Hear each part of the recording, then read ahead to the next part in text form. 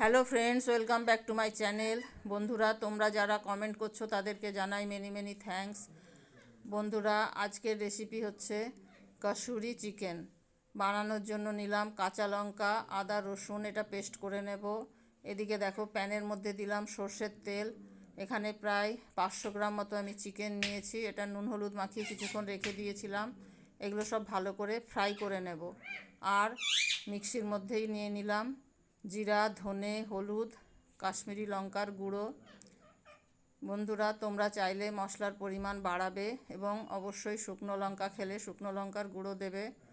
আমরা যেহেতু খাই না বা শুকনো লঙ্কার গুঁড়ো ব্যবহার করি না, তাই দিতে পারি না কোনো রেসিপিতেই।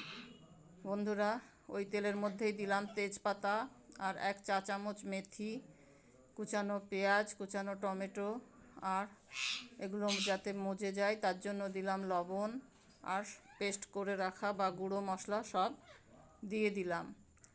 আর দিলাম ফ্যাটানো টক দই। ব্যালেন্স রাখার জন্য দিলাম চিনি, যেহেতু টক দই দিয়েছি। এবার এটা কষানোর জন্য ঢেকে দিলাম। দেখো, কষানো প্রায় হয়ে এসেছে। এবার চিকেনগুলো দিয়ে দিলাম, দিয়ে আর একটু ভালো করে নেড়ে চেড়ে তারপর জল দিয়ে দিলাম। এবার ঢেকে দেব। নামানোর আগে দেব কসুরি মেথি, ধনে পাতা। এই যে ঢাকনা খুলে নিয়েছি, দিয়ে ধনে পাতা আর কসুরি মেথি দিয়ে দিলাম। আবার আরেকটু ঢেকে দেব, গ্রেভিটা আরেকটু যাতে গাঢ় হয় বা চিকেনগুলো ভালো মতো সেদ্ধ হয়।